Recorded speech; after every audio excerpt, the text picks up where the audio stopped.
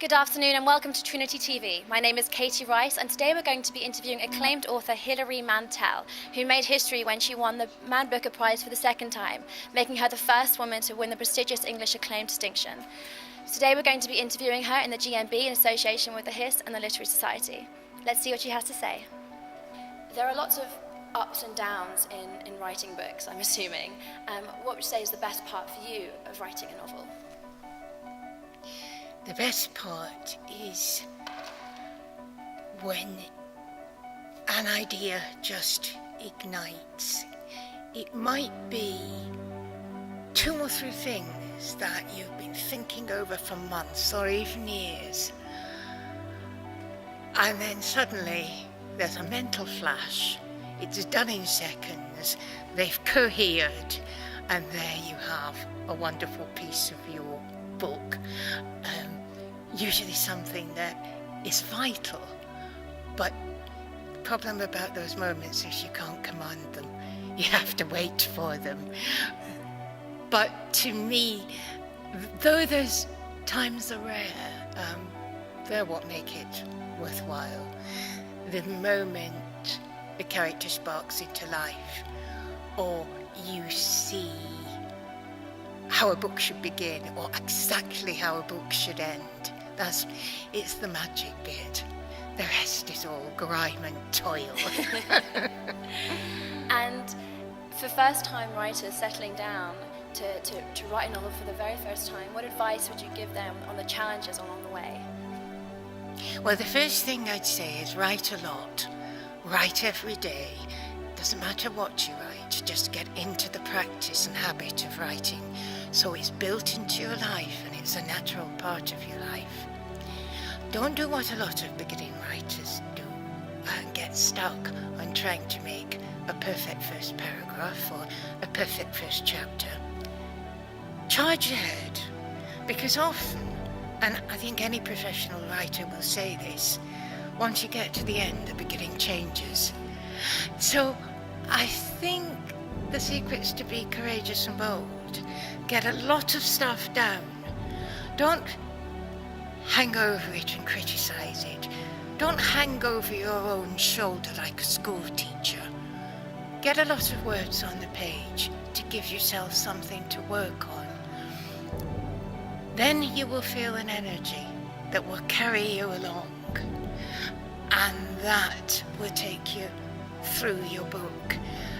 It seems like an impossible task at certain stages, but it's as well to remember that that's not only for beginners. Any writer at any stage sometimes feels, this is impossible, I've taken on more than I can do. But having that feeling is the beginning of success. The moment you throw your hands up and you say, this is impossible, you're always on the verge of a breakthrough. You've seen the problem and you've released its energy. And when did you realise that writing was your calling, or more specifically where historical writing was where your future lay? I started writing when I was just out of university, when I was about 22.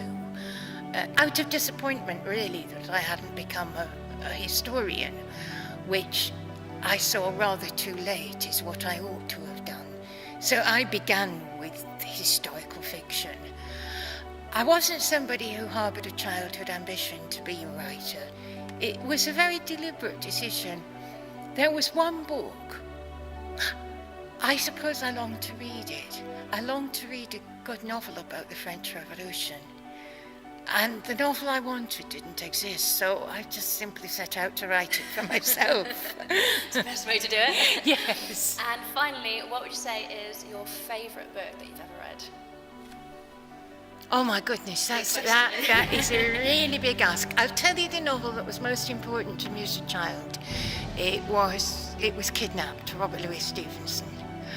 And when I look back on that novel, and I reread it often, I see, although I didn't know it at the time, I didn't plot to be a writer, I see how it became in a way a kind of ideal novel to me, fast, cinematic, almost. with lots of action, with brilliant dialogue, all the virtues that book has. Plus, it's a historical novel written in the 19th century but set in the 18th century. I think it created in my mind a sort of template of this is how a novel should be done.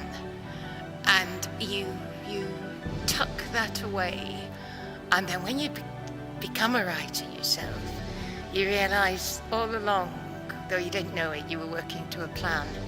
I mean, I wouldn't say any of my novels in any superficial way are like that. But if you ask me what makes a great novel, a good many of those qualities are in that book. It's fascinating. Thank you so much for taking the time to talk to us today. It's been a pleasure. Thank you. Thank you very much.